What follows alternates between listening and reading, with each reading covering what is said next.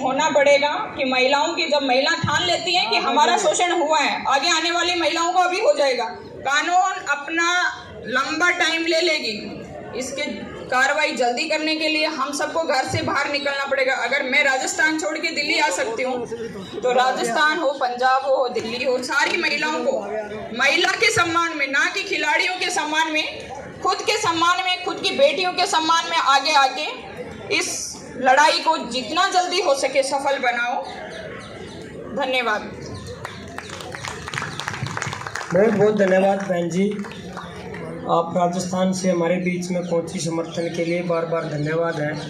एक बार मैं सभी साथियों को हमारे मंच के माध्यम से एक सूचना देना चाहता हूं कि जो कल हमारी बैठक कमेटी हुई थी उसमें भी ये बातचीत रखी गई थी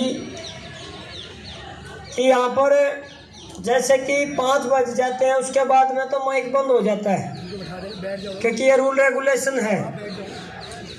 और आज इस धरने को चलते हुए 15 दिन हो चुके, आप सबके समर्थन से, आशीर्वाद से ये शांतिपूर्ण चला हुआ है।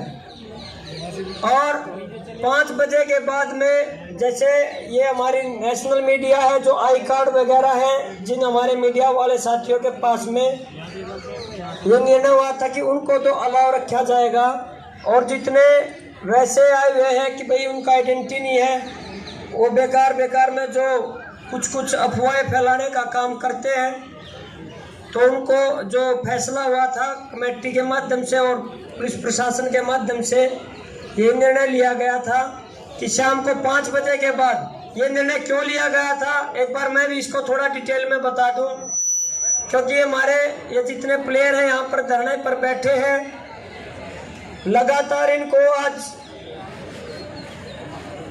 15 दिन होकर के 16वां दिन शुरू हो चुका है। 15 दिन तो हो चुके हैं जी।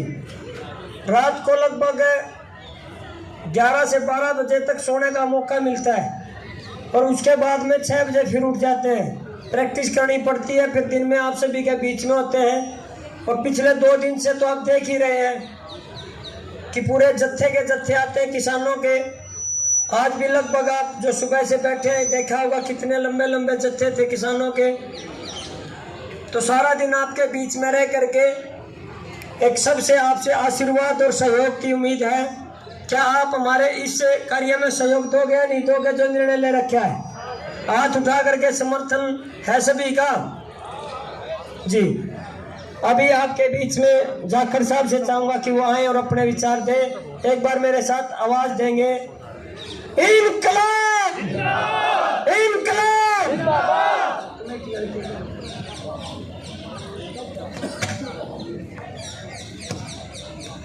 सबको प्रणाम जी, प्रणाम। अंतर्राष्ट्रीय इंटरनेशनल लेवल के बहुत उच्च कोटि के हर प्रतिस्पर्धा में भारत का नाम करने वाली हमारी बहनें, खिलाड़ी दूसरे खेलों से, और पीछे खड़े हुए कबड्डी के भी इंटरनेशनल प्लेयर भाई पूर्ण, विकास, कमल जी, हमारे उत्तर प्रदेश से सुल्तानपुर से RS यादव जी, इंटरनेशनल पहलवान कोच साहब, हमारे प्रोफेसर यूनिवर्सिटी के रणवीर जी, भाई मनोज जी, पाली सोजत सिटी मेड़ता से आई हुई हमारी बहनें, और महाराष्ट्र के भी हम देख रहे थे, नासिक और अकोला के भी पाटिल साहब यहाँ बैठे हैं। सबको अपनी तरफ से प्रणाम। हमारे को प्लानिंग का तो आपने देखना है, जो जिनके साथ प्लानिंग कर रहे हैं कि भी कैसे कैसे कानून की मदद ली जाए, कैसे समाज की मदद ली जाए, क्योंकि जब खागड़ कोई या सांड खुला छूट जाता है तो वो अकेला लाठी से काबू नहीं आता, अकेला कानून से। उसमें तो जाल भी डालना पड़ता है, उसमें तो बाढ़ भी करनी पड़े है, उसमें लोहा भी गाड़ना पड़े है, किधर थोड़ी बहुत आग भी जलानी पड़े है, और वो कैसे काबू आए। हमें तो ये लगता है कि कानून व्यवस्था को तो बिल्कुल भूले बैठे हैं। जो आदमी भारत के इतने ऊंचे पदों पर बैठे हैं और भारत के प्रतिष्ठित खिलाड़ियों के साथ कुछ गलत हुआ है, कितना हुआ है, कानून की धज्जियां उड़ाई जा रही हैं। FIR दर्ज हुए आज मेरे ख्याल से 15 दिन होने को 10 दिन हो गए, अब तक कोई गिरफ्तारी नहीं हुई। सामान्य आदमी पुलिस पहले गिरफ्तारी करती है, बाद में अरेस्ट डालती है। अगर ये बात झूठ हो तो मीडिया आप किसी भी इन्वेस्टिगेशन को खोल के देख लो, लेकिन यहाँ सब कुछ नहीं हो रहा।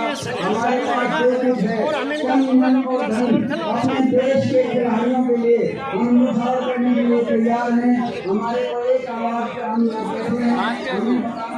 करना है। प्रणाम सबको देश के खिलाड़ियों वालों को देने देश में अर्थव्यवस्था का, कानून व्यवस्था का, खिलाड़ियों का सबका समर्थन में अभी योगी जी का जो कारनामा देगा, हम योगी को जरूर देगा। तो ऐसे ही एक्शन पुलिस मोशन पे नहीं करते, अगर उसने गलत नहीं करा तो नेचुरली बाहर आ सकते हैं।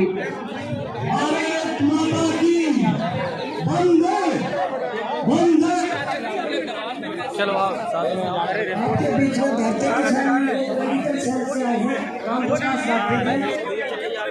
वो दवाइयाँ लेके के आए हैं, देते हैं उसकी दुर्गति करवा रहे हैं। जो देश के लिए वोट जीत के लाए, और जो देश के लिए और बढ़ा रही है, उनको दांव पे लगा दिया है वोट के चक्कर में। ऐसे लोग हैं, ये वोट की राजनीति करने वाले लोगों को जो है मैं पूरा चैलेंज करता हूँ कि इसमें आइएगा, आपको पूरा देश जवाब देगा इस बात के लिए।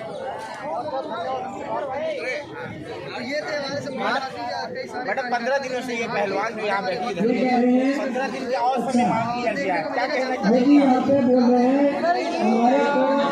बहुत अजीब बात है कि मतलब न्याय के लिए समय मांगा जा रहा है, सरकार का कोई बयान ही नहीं आ रहा है। तो कल जो महापंचायत हुई पंचायत में दिया गया है कि सरकार को अभी कोई भी बड़ा एक्शन लेने से पहले 15 दिन का समय दिया है, ठीक है। तो मैं बोलती हूँ कि ठीक निर्णय है ग्राम पंचायतों का कि देखते हैं कि 15 दिन में सरकार और क्या कर पाती है और उसके बाद उसको एक गिरफ्तारी तो हो जानी चाहिए, लेकिन उसके बाद भी नहीं हो रही है। क्या कहना चाहिए प्रशासन? सर यही बात देश का प्रत्येक नागरिक पूछ रहा है। मैं कल भी यहाँ पर थी, कल यही बात हो रही है। आप युवा की बात कर रहे हो, नहीं है सर। तो यही तो ऐसा क्या है कि एक अपराधी को पुलिस पकड़ने में हिचक रही है? वो कौन है जिसके हाथ बांध रखे हैं? पुलिस साफ कह रही है कि अभी हम अनुसंधान कर रहे हैं। मतलब बात वही है कि अगर किसी आम आदमी भी लेट सकता ना, उसे घर से उठाया जाता, उस अपराधी को उठाया जाता। यहाँ पर एक बाहुबली में पॉक्सो एक्ट लगा है, वो बाहुबली ट्वीट कर रहा है, डिलीट कर रहा है, वो डिबेट में जा रहा है। आप समझ सकते हैं देश में क्या चल रहा है? वो डिबेट में जा रहा है, वो डिबेट में जाके कह रहा है कि दिल्ली पुलिस ने मुझसे अब तक कोई संपर्क नहीं किया। मतलब सवाल ये है कि आखिर चल क्या रहा है? कौन बाहुबली को संरक्षण दे रहा है और किसने दिल्ली पुलिस के हाथ बांध रखा है?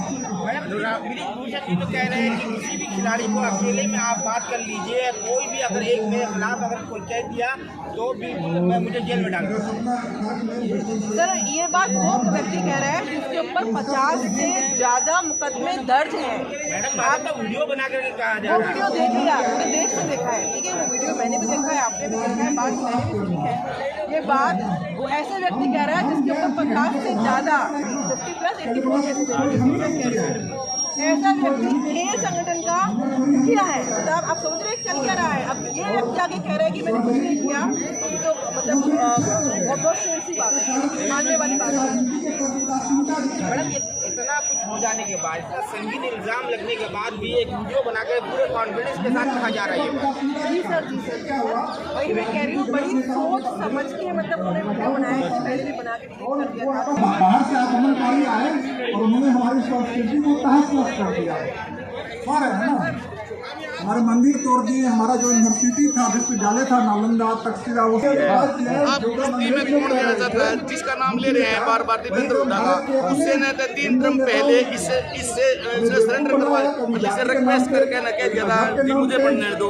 पहले जब ब्रिजभूषण वो हार रहा था तो उसने एक छत्तीसगढ़ के डीजी IPS था उसका गला पकड़ लिया, इलेक्शन पोस्टपोन हो गया, फिर वो 10 दिन बाद रखा गया। तब तक इसने इधर से उधर से करके रिक्वेस्ट करके, मुझे नहीं पता तरीका क्या था, दीपेंद्र जी से रिक्वेस्ट की या कोई और तरीका अपनाया, क्या सेटिंग हुई। दीपेंद्र ने कहा मैं अब इलेक्शन आगे नहीं लड़ूंगा, निर्विरोध बन गया था।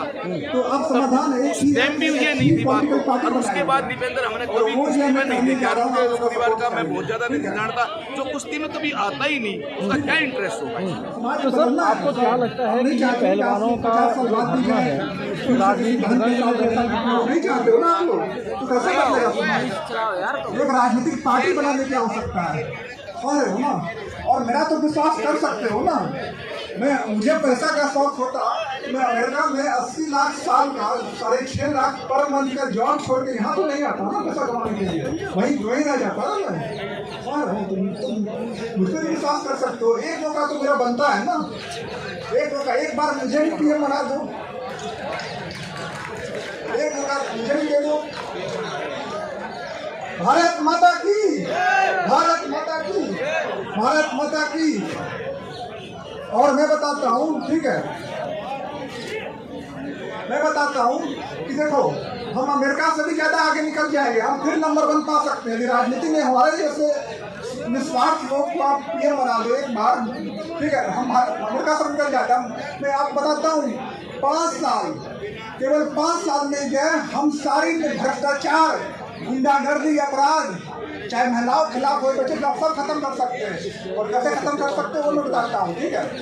जैसे हमारी सरकार बनेगी, ठीक है, मैं एक कानून लाऊंगा जिसका नाम होगा नैतिकता कानून। हाँ, सिस्टम बनाना पड़ता है। और उसमें क्या होगा कि 13 साल तक जो है यदि कोई बच्चा अनैतिक काम करता है तो उसको समझाया जाएगा कि नहीं करो, ये गलत चीज है, ठीक है, इसको समझाया जाएगा। और 13 साल होते ही जो है सभी बच्चे को एडल्ट डिक्लेयर कर दे। ये भी एक बहुत बड़ा शर्मनाक लगा मुझे, और मुझे लगा भी कि नहीं, सपोर्ट करना चाहिए। यहाँ जाति धर्म का बात नहीं है, मैं भी एक मुस्लिम हूँ और इस देश में मैं एक लेखक भी हूँ छोटा मोटा। और आप सभी को बता दूं, मेरे पेज का नाम है चाचा वाली, हिंदी में टाइप कीजिएगा फेसबुक पर और जाइए देखिएगा। मैं सरकार के विरुद्ध हर एक मुद्दे पर लिखता हूँ क्योंकि मैं जिंदा हूँ। वो इसलिए कि जो उनके साये में जुबा को खोलेगा कौन, और सभी चुप रहे अगर तो बोलेगा कौन। तो मैं इसलिए आया हूँ। और बहुत पहले मैं छोटा मोटा लेखक भी हूँ, तो मैंने लिखा भी था, आप लोग ने सुना होगा, एक गाना था बहुत पुराना कि जोगी हम तो लुट गए तेरे प्यार में, जाने तुझको खबर कब होगी। तो मैंने इस पर लिख दिया था कि मोदी हम तो लुट गए तेरे राज में, जाने तुझको शर्म कब होगी। क्योंकि आज हम अगर लूटे ना होते या इन बच्चों के साथ गलत ना होता तो यहाँ ना बैठे होते। तो मैंने लिखा था कि मोदी हम तो लुट गए तेरे राज में, जाने तुझको शर्म कब होगी। और आप लोग सबको पता है ना, 15 लाख का एक वादा था, तो उस पे लिखा था कि 15 लाख का वादा करके वोट बैंक को लूटा, 15 लाख का वादा करके वोट बैंक को लूटा, नोट बंद करवा कर लाइन में लगवा कर कूटा, हर मोदी हम तो लुट गए तेरे राज में, जाने तुझको शर्म कब होगी। और एक बात और होगा कि अभी कुछ 30 अप्रैल शायद मन की बात का 16वां एपिसोड हुआ था। तो मन की बात में कभी हम जन की बात नहीं होती है, वो जबरदस्ती हमें अपने मन की बात सुनवाते हैं। जबकि एक लोकतांत्रिक देश में प्रजा की मन की बात सुननी होती है राजा को। आज अगर हमारे मन की बात सुने होते या साक्षी मलिक के मन की बात सुननी थी, विनय फोगाट के मन की बात सुननी थी, तो जबरदस्ती अपने मन की बात सुनाते हो। तो मैं उस पर भी लिखा था कि मन की बातें बहुत हो चुकी, करो काम की बातें, मन की बातें बहुत हो चुकी, करो काम की बातें, कब तक देते रहोगे हमको जुम्मों की सौगातें, हाय रे मोरी हम तो लुट गए तेरे राज में, जाने तुझको शर्म कब होगी। और एक चीज मैंने देखा, आप लोग भी सब लोग जो है या तो फेस के माध्यम से कि एक घर में चूहादानी आई थी, चूहा पकड़ने वाला चूहादानी, तो चूहादानी जब आई तो चूहे को बड़ा टेंशन हो गया घर में देख के कि भाई हमारे रास्ते तो चूहादानी आ गया। तो चूहा जा करके बाजू में उसी घर में खरगोश रहता है, उसको बताता है यार मेरे घर में तो चूहादानी आ गई। तो खरगोश खूब हंसता है, बोलता है मेरे को क्या जरूरत है, चूहादानी आई तो तेरे लिए आई, मेरे लिए थोड़ी आई। बोला चूहा और टेंशन में आगे जाता है, आगे देखता है तो जाके मुर्गे को बताता है, कबूतर को बताता है। कबूतर बोलता है यार तेरे वास्ते आई है, मेरे वास्ते तो नहीं आई है। वो भी हंस रहा होता है। फिर मुर्गे को बोलता है, मुर्गा भी हंसता है। बकरे को जाके बोलता है, बकरा भी हंसता है, बोलता है चूहेदानी तो तेरे वास्ते आई है। तो रात में चूहेदानी लग जाती है, भाई ध्यान से सुनिएगा। रात में चूहेदानी जब लग जाती है, खटाक से आवाज आती है, तो उस घर की जो महिला होती है वो जाकर देखती है कि चूहेदानी में चूहा फंस गया। और जब वो पूंछ देखती है, चूहादानी खोल के पूंछ पकड़ती है, वो सांप रहता है और वो काट लेता है। काटने के बाद नीम हकीम से बुलाए जाते हैं, तो हकीम बोलता है यार ये इसकी जान तभी बचेगी इसको जब कबूतर का जूस पिलाया जाएगा। तो कबूतर काटा जाता है। उसके बाद सुबह में कुछ मेहमान आए थे, रुक जाते हैं, तो बोले खाने का व्यवस्था किया जाए, तो मुर्गा काटा जाता है। तो मुर्गा भी कट जाता है। चाहे जब जिस तरह से हमें बजाते हैं और हमें अब ना अकल आए तो हमारी आने वाली जो पीढ़ियां हैं ये हमें नींद को जगा कर सवाल पूछेंगी और इनका जवाब हमारे पास नहीं होगा। तो दोस्तों यही एक मैं कहना चाहूँगा कि देश के जितने भी लोग मुझे देखेंगे सब एक मुश्त होकर के, चाहे हिंदू सिख हो मुसलमान हो कोई भी हो, सब साथ में आओ। क्योंकि ये जब आंदोलन किसान करते हैं तो उन्हें खालिस्तानी बताते हैं और प्रधानमंत्री संसद में खड़ा होकर के कहता है कि ये आंदोलन जीवी है, जबकि खुद कैमरा जीवी प्रधानमंत्री है। मैं से भी मिलने जाता था तो कैमरा लेके जाता था। आज यहाँ पर जंतर मंतर पर बैठ करके जिनके साथ शोषण हुआ है वो चिल्ला चिल्ला करके आज 15 दिनों से बता रहे हैं कि मेरे साथ शोषण हुआ है। तो उनका जो एमपी है वो धमकाता है कि प्रधानमंत्री और अमित शाह जब तक नहीं कहेंगे तब तक मैं इस्तीफा नहीं दूंगा। तो भाई वो यही एक चीज है कि ये लोग कुर्सी जीवी प्रधानमंत्री हमने चुन लिया है। देखिए आपको, मैं खुद एक मुस्लिम हूँ, लेकिन अगर यहाँ सवाल मुस्लिम का नहीं, यहाँ सवाल हिंदू का नहीं। जो बहुत पहले रफी साहब ने गाना गाया था कि ना हिंदू बनेगा ना मुसलमान बनेगा, इंसान की औलाद है इंसान बनेगा। तो हमें इंसान बनना है। और आपको पता होगा गाइस कि सबको कॉन्स्टिट्यूशन के अंदर सबको राइट से अपने सवाल उठाने का, जो कि आर्टिकल 19 कहता है कि you have the freedom of speech and freedom of expression जो है। तो इसके तहत हमें सरकार से सवाल पूछना चाहिए। क्योंकि जो एक बात बुरा नहीं मानिएगा, ये वर्ड मैं यूज कर रहा हूँ क्योंकि ये सब जो माहौल देख रहा हूँ, क्योंकि जब केस तब रुक होता है जब चिन्मयानंद, कुलदीप सिंह सेंगर और ये जो कठुआ के बलात्कारियों के समर्थन में ये लोग जो आवाज बुलंद करते हैं वो ब्रिजभूषण शरण सिंह के अगर समर्थन में आते हैं तो मुझे आश्चर्य किस बात का होगा, क्योंकि ये ऑलरेडी बलात्कारियों के समर्थन में तिरंगा यात्रा तक निकाल चुके हैं। दोस्तों तो मैं यही बात करूंगा कि जितने भी आज हमारी जो बहनें बैठी है ये भी बेफिक्र है, पूरा देश इनके साथ है। और मैं इसलिए भी कह रहा हूँ क्योंकि मैं सोशल मीडिया में बहुत ज़्यादा एक्टिव रहता हूँ और देखता रहता हूँ हर जगह साक्षी मलिक और विनय फोगाट के साथ पूरा मीडिया है, सिवाय सोशल मीडिया और जितने भी लोग हैं और जो सेकुलर माइंडेड लोग हैं जो देश में पीस चाहते हैं, शांति चाहते हैं, वो सब इनके समर्थन में है। और मैं खुद एक मुस्लिम हूँ, मेरे अंदर भी इस तरह की कोई बात नहीं। और मैं समर्थन, हम सब मुस्लिम कौम इनकी समर्थन में खड़े हैं और गलत के साथ हम कभी भी गलत का साथ देने वालों में से नहीं है। और मैं इसी बात के साथ हम अपने बात को समाप्त करूंगा और जय हिंद। एक मिनट से कलीम शेख जी एक बार ना जोरदार तालियां बजा दे कलीम शेख के लिए, क्योंकि हाइट बेशक छोटी हो, विचार बहुत ऊंचे हैं, सच्चाई है ये। और भगत सिंह ने हमेशा एक ही बात कही थी, शहीद आजम भगत सिंह ने, आज़ादी हथियारों से नहीं, आज़ादी विचारों से आती है। और भाई के बड़े स्ट्रॉन्ग विचार हैं, बार बार अभिनंदन है, मेरे भाई का स्वागत है। आपके बीच में भारतीय राष्ट्रीय अध्यक्ष हैं मुल्तानपुर जी,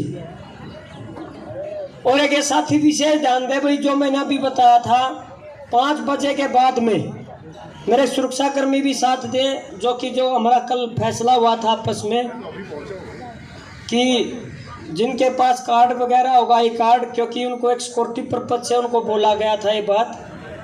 तो आप सभी से भी मेरी प्रार्थना रहेगी कि 5 बजे के बाद में ना इसको थोड़ा धीरे धीरे करके, यहाँ की भी साफ सफाई करनी पड़ती है, सारा दिन पानी पी रखा होता, बोतलें हैं जो भी। डॉक्टर जी, सभी साथियों को नमस्कार।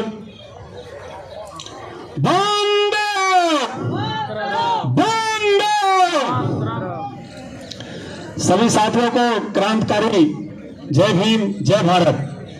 साथियों, मैं डॉक्टर आर.एस. यादव सुल्तानपुर उत्तर प्रदेश से चल के आया हूँ। कई दिन से बीमार था, मैं कोशिश कर रहा था, आज मुझे कुछ आराम था तो मैं आपके बीच पहुंच पाया। साथियों, इस जंतर मंतर से मैंने बहुत प्रदर्शन किए हैं। इस सरकार के खिलाफ 26-27 बार हमने संसद का घेराव किया है। तमाम मुद्दों पर, बेटियों और भाइयों के हत्या और बेटियों के साथ रेप पर तमाम आंदोलन किए हमने। साथियों, मैं बहुत कम बातों में अपनी बात रखना चाहता हूं और बात शुरुआत करता हूं। जुल्म के साए में मुंह खोलेगा कौन? अगर हम आप भी चुप रहेंगे तो बोलेगा कौन? ये बेटी किसी जाति की बेटी नहीं है, किसी प्रदेश की बेटी नहीं है, ये बेटी देश की बेटी है। सबके घर में बेटियां हैं, सबके घर में माँ है, बहनें हैं। हम सबको इस तकलीफ को सोचना चाहिए। इतनी मेहनत से इतनी ऊंचाई पर पहुंचने के बाद कौन लड़की, किसकी बहन, किसकी बेटी इस जंतर मंतर पे आकर के बताएगी कि मेरे साथ ये हुआ है? एक बार सोच के देखो। इतनी मेहनत करने के बाद, कितने मुसीबत उठाने के बाद यहाँ तक कोई बेटी पहुंचती है।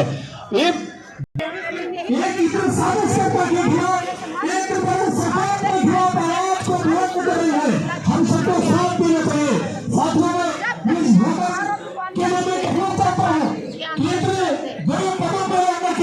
एक निर्भर कितने शौक से बैठा है, कितने बेटियों के साथ उसने कितने अपराध किया होगा, कितने बेटियों को परेशान किया होगा, कितने बेटियां चुप हो गई। आप देख रहे हैं कि बेटियां बोल रही, लेकिन मैं नहीं बोल पाई। उनकी भी आवाज उनकी हो गई है। हम सब उनकी आवाज को दबने लग गया है। हम उनकी आवाज को आवाज बना रहा है। ये भारतीय जनता पार्टी की सरकार लगातार बेटियों के साथ, नौजवानों के साथ, किसानों के साथ, दलितों के साथ, वंचितों के साथ, किसानों के साथ, पूरे देश में कमला वर्ग के साथ अत्याचार कर रहे हैं। ये जातीयवाद नहीं है, हम नफरत की राजनीति कर रहे हैं। आज मेरे भी बेटी बचाओ बेटी पढ़ाओ की बात करते हैं। आज कहाँ है? आज जंतर मंतर पर बेटियां बैठी है। जिन बेटियों कहते हैं अपनी बेटियों को कहता, वो कह रहे थे कि आज तो हमारे घर की बेटी है, आप मेरे घर की बेटी, मेरे आज किस बेटी के साथ उनकी बेटी थी, आज उनकी बेटी के साथ होता है तो प्रधानमंत्री चुपते हो गए। वो षड्यंत्रकारी लोग हैं, वो साजिश करने लोग हैं, वो देश को देख रहे हैं, देश को क्यों इलेक्शन लड़ रहे हैं और कुछ नहीं कर रहे हैं। ये देश को क्या कर रहे हैं? हम सबको एकजुट होना चाहिए।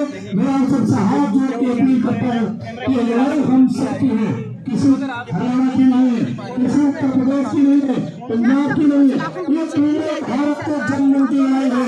इन बेटियों की आवाज को रुकने नहीं देना है, हमें इनकी आवाज को बुलंद करना है।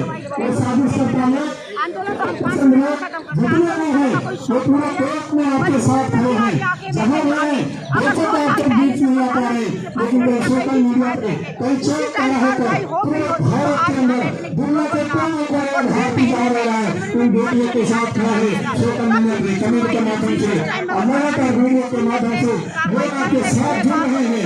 आपको घबराने की जरूरत नहीं है, हम सब पूरे एक पूरे आपके साथ हैं। क्या आप ये महसूस कर पा रहे हैं कि महिलाएं सिंह जी हैं इलाहाबाद से आवाज उठा पा रही हैं? देखो महिलाएं राजस्थान के उठ के जंतर मंतर पे आवाज उठा सकती हैं, तो उनको बोलो कि अपने बिल से बाहर निकलो और सिलेंडर करो। भारत भूषण जी को एक बार सभी मेरा साथ लेकर के वो घूम लियो, आओ नारे पे देकर ढकेल के कसे और कानून हमारे जो साथ होगा। हमारे पहलवान जी है उनके डिमांड है कि उनके साथ इलाज का उन्होंने खुद ये कबूला है द्वारा कि मैं गोली इनकलाब हो गया, इनकलाब को बख्शा नहीं जाना चाहिए। इनकलाब इसलिए बख्शा गया क्योंकि एक ऊंचे ओहदे के आदमी है, ऊंचा ओहदा कहाँ आपके विचार इतने घटिया हैं कि आपने ओहदे की गरिमा को गिरा दिया है और पूरे जंतर मंतर पे इतनी भीड़ इकट्ठी हो गई है कि आपका एक एक सांस लेना भी मुश्किल हो जाएगा। अगर राजस्थान से लेडीज उठ के आ सकती हैं महिला के आत्मसम्मान में, बेटी के आत्मसम्मान में, तो आप जाओगे। लड़कियों के अपने आरोप हैं और भूषण इन आरोपों को हमेशा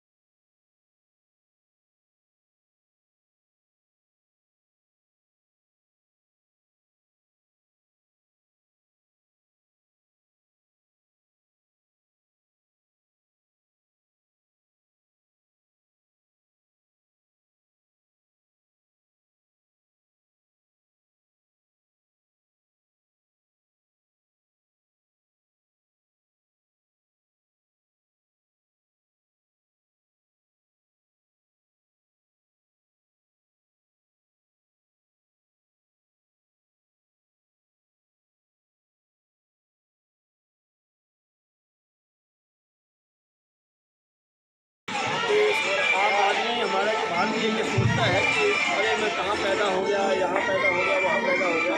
तो मैं उनको ये कहना चाहता हूँ कि वो पहले कभी नहीं सोचता था, किसी ने भी गर्व करते थे। आज तुम्हारी रहनुमाई में जो है हमें शर्म आ रही है और पूरे देश के अंदर जो नाम नीचा हो रहा है। आज हम जरूर सोचते हैं कि हम किस बात के बारे में और उसको हमने प्रधानमंत्री बनाया जो इतने कमजोर जो कहता था कि बेटी बचाओ बेटी पढ़ाओ, और आपके सामने कैसे कैसे जो प्रेस को जब बाहर से जीत के आए थे मेरे देश के